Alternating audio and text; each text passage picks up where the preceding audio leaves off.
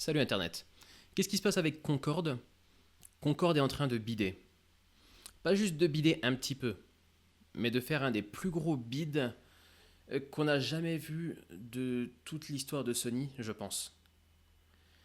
600 joueurs sur Steam, 680 joueurs sur Steam Charts, pour un jeu qui a été en développement pendant 8 ans, qui a coûté on ne sait pas combien de millions, qui est un triple A.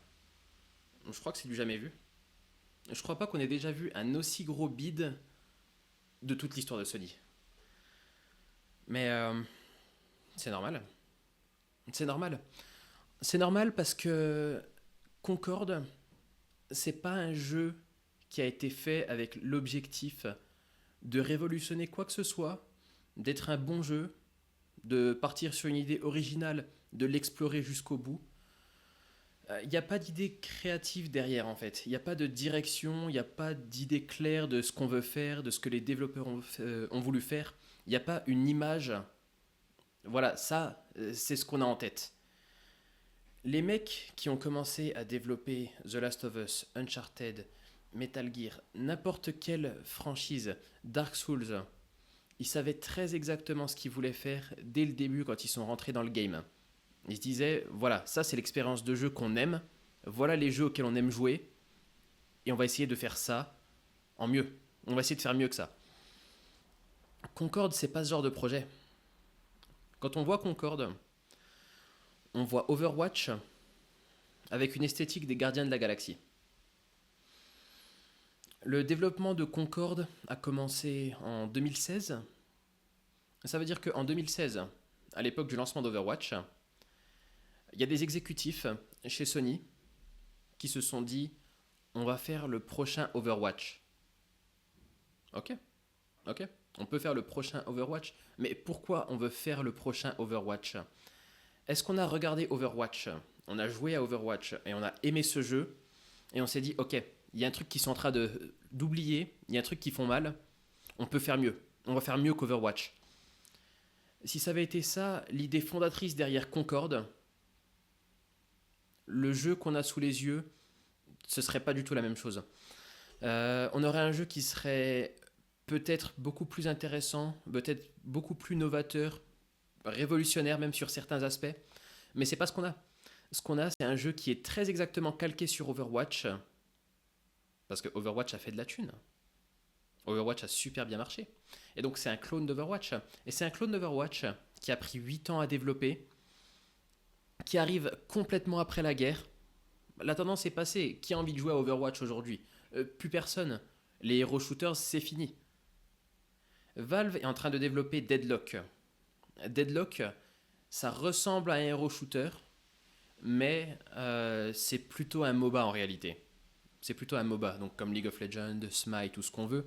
On voit qu'il y a des minions qui se déplacent et qui se battent contre des tours, et il faut détruire les tours pour ensuite détruire la base ennemie. C'est ça Deadlock. C'est un League of Legends. C'est pas un Overwatch. Et le marché des MOBA est pas du tout aussi saturé que celui des Overwatch-like. Les Overwatch-like, c'est fini. C'est fini. C'est déjà fini depuis des années. Plus personne n'a envie d'y jouer. Donc maintenant, Concorde, qui est un jeu qui n'est pas original, qui n'a pas d'idée fondatrice intéressante, qui veut juste ressembler à Overwatch pour surfer sur la vague Overwatch et lui prendre des parts de marché, il arrive quand il n'y a plus aucun marché. Il n'y a plus personne qui a envie de jouer à Overwatch aujourd'hui. Le jeu est free-to-play, il garde encore un certain nombre de joueurs, et c'est tout. Il n'y a plus personne d'autre qui a envie de tenter cette idée. Laissez 10-15 ans, peut-être que ça reviendra en force, mais là pour l'instant il n'y a rien à faire. Tout a déjà été fait. Overwatch est meilleur que Concorde, il a un meilleur gameplay, il est plus beau visuellement. On peut parler des visuels. Le chara design des persos est dégueulasse. Aujourd'hui, on m'a informé que Concorde se basait un petit peu sur Cowboy Bebop. Et ma réaction, ça a été quoi? Cowboy Bebop? Mais non, il n'y a rien à voir du tout. Et en fait, j'y ai réfléchi un petit peu. Et je me suis aperçu que si, effectivement, il y a quelque chose de Cowboy Bebop dans Concorde. Mais c'est loupé. C'est complètement loupé. Je vois l'intention qu'il y a derrière. Je vois qu'il y a une bande de mercenaires de l'espace façon Cowboy Bebop qui voilà, se battent entre eux dans ce hero shooter, mais je vois pas le swag de Cowboy Bebop. Cowboy Bebop, c'est une œuvre qui est plutôt mature, avec une esthétique euh, rétro-futuriste plutôt intéressante, parce que les personnages qu'on voit dedans sont plutôt normaux, ils ont pas des designs super flashy. Spike, c'est un mec avec un costume bleu et des cheveux ébouriffés un peu comme les miens. Jet, c'est un mec en bleu de travail de mécanicien et avec un bras métallique. Et c'est tout. Les mecs sont pas plus intéressants que ça visuellement. Mais ce qui les rend intéressants, c'est les personnages qui sont, c'est leur parcours, le parcours de Spike, le parcours de Jet, Faye, Edward. C'est des personnages qui ont une aventure de vie riche et intéressante. Et c'est ça qui fait le charme de Cowboy Bebop, c'est que c'est des personnages dont on ressent le vécu juste en les voyant, juste en se basant sur leur design.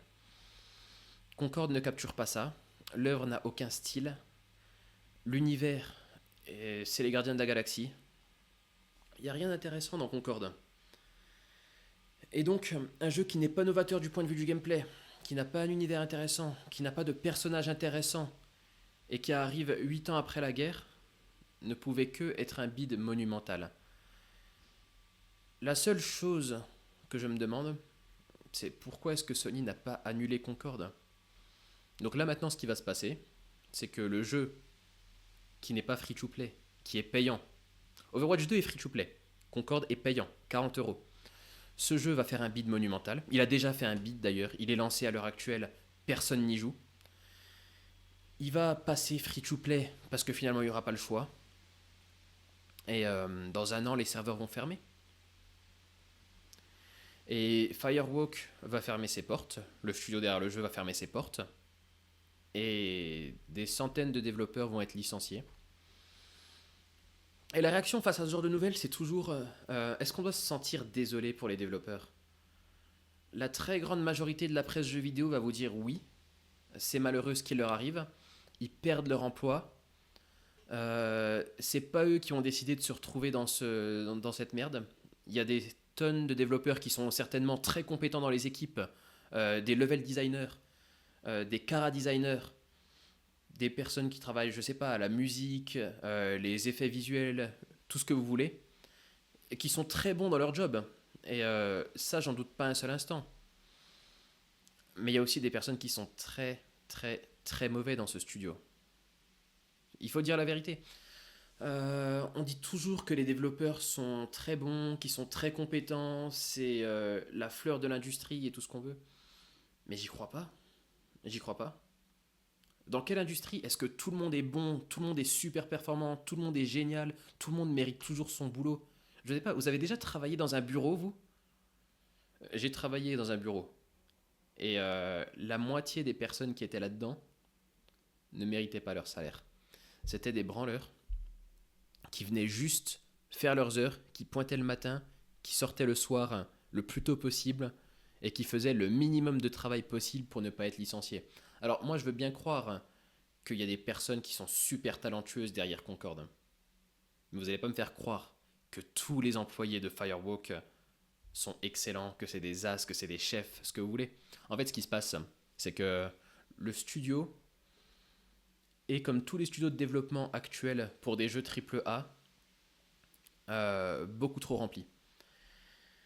C'est des studios de plusieurs centaines de personnes qui sont très lourds à manœuvrer, qui sont sur des projets où il y a un temps de développement qui se compte en plusieurs années, donc là 8 ans, et c'est beaucoup trop. Il n'y a aucune flexibilité dans ce genre d'industrie.